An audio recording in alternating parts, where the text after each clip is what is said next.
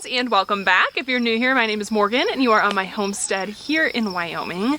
And today we're going to be kind of finalizing all of the things we need to get done before I can call our garden complete, self-sufficient, and ready to go for the summer. So that's really my goal. Is I always want my gardens to be self-sufficient, so if something comes up and we need to leave town or we have to go do something or we're busy for a while, my garden isn't just gonna fall apart or die. So I like to make sure that we're putting the measures in and putting the work in up front to make sure that it's pretty self-sufficient, and honestly that then allows me a lot more freedom, because that allows me to then only come in when I have time or I want to, or I don't feel like I have to be there or everything's gonna fall apart, which is really, really nice.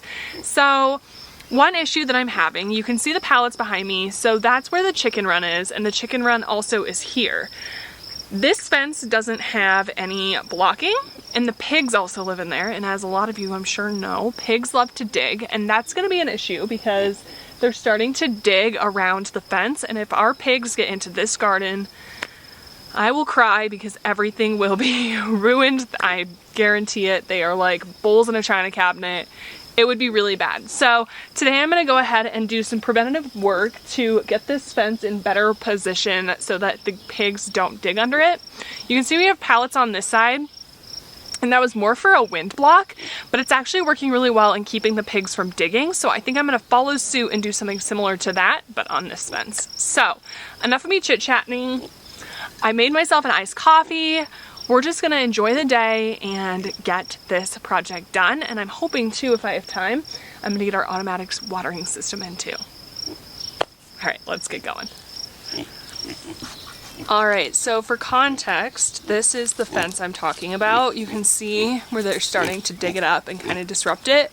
I did block it off with that post there, but they're moving it and they're really strong with their noses. So we've got to get this blocked off before they can do any more damage and actually break into the garden.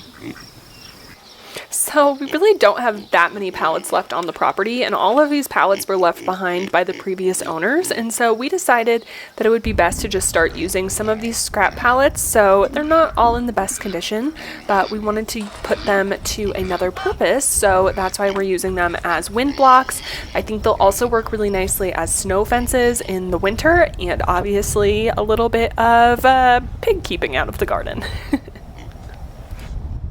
So here all I'm doing is just leveling the ground. The pigs had done a really nice job of loosening up the soil and kind of digging down a little bit, so I just wanted to even it out. That way our pallets would sit a lot more flush. As you can see, we get a lot of wind out here, so making sure that everything was sitting nice and deep in the ground and also was connected really well to the T-posts is really important, because we don't want all of these things blowing down.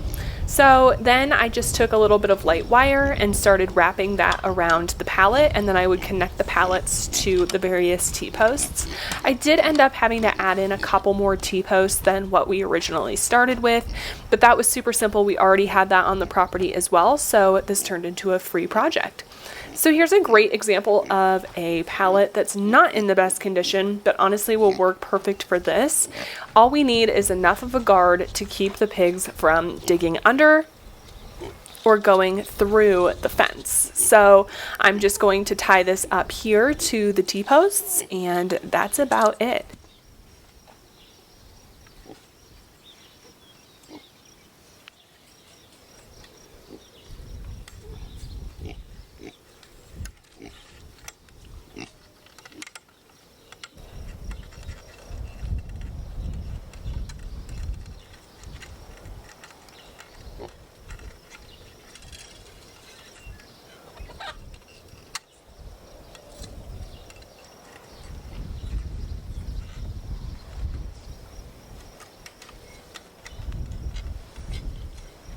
I'm sure you noticed in the last clip that oinking had stopped, and that was because it was nap time for these two guys. So clearly they're sleeping on the job, but still very, very cute nonetheless. So here is all of the pallets all tied up. You can see the additional T-posts that I added in, and I've had this up for about 2 weeks now, and it has been working perfect. The pigs aren't trying to dig under it. I did throw a couple more logs in front just to kind of act as reinforcements, but here is the final look at all of the pallets. Alright friends, it's a new day, but we are back out in the garden and we are going to get this self-watering system all done. So it's super easy. We set up a hose and then we have a drip line that will run to all of the plants and keep them all watered. This way I then can put it on a timer, and as the timer goes on and off every morning and every evening, the garden gets watered and I don't have to do anything in order to get it watered. And it's also great because it waters very direct. Hold on. Oh, we had a crying kitten.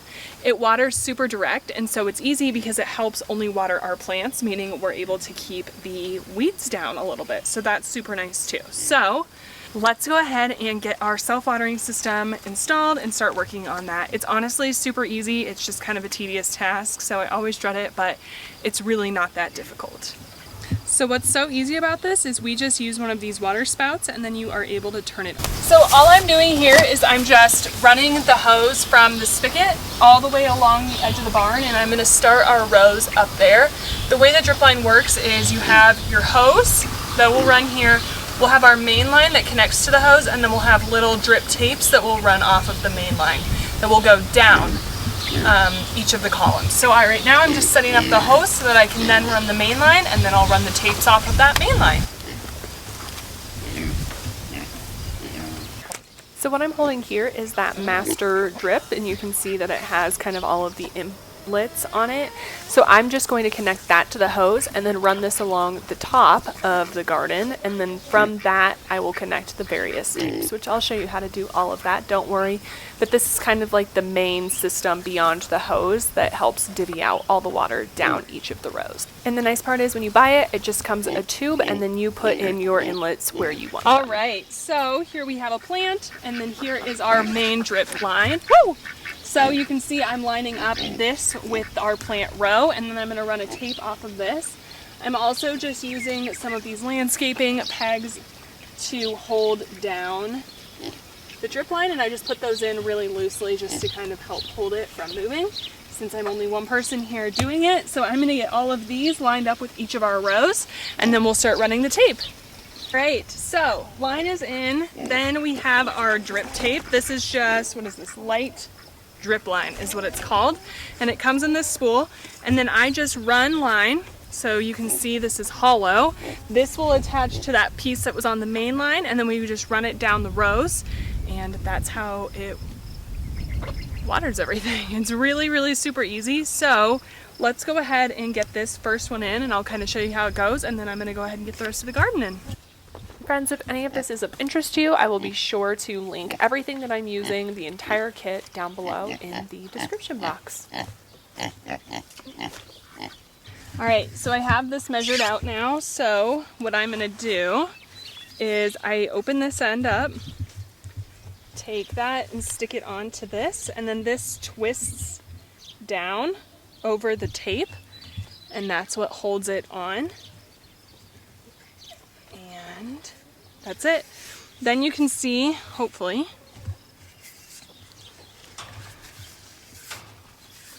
then here, that is where the water comes out of the drip lines. So you just want to make sure that there's a water source running near one of the plants, and that will go ahead and get them dripped or watered. So I'm going to go ahead and cut this to the right length, and then we'll pin it down with some stakes, and we'll move on to the next area. And then when you get to the end of a line, you want to make sure you're not doing it where one of these water little spigot things is, but you'll go ahead and just cut it. And then I just tie a super simple knot, pull it tight, and that'll keep water from dripping out the end. So that's how we finish off a row. So here I'm just taking that measured out tape and I am putting it into the base of each of the plants. And then I take a turf pin, I think is what these are called, and I stick it into the ground, and that's how we keep the drip line from blowing away or moving. You do want to put these pins relatively loose because these drip lines will expand when they fill up with water. So feel free to just put those in, but make sure that there's definitely a lot of room for it to continue to expand as it starts watering things.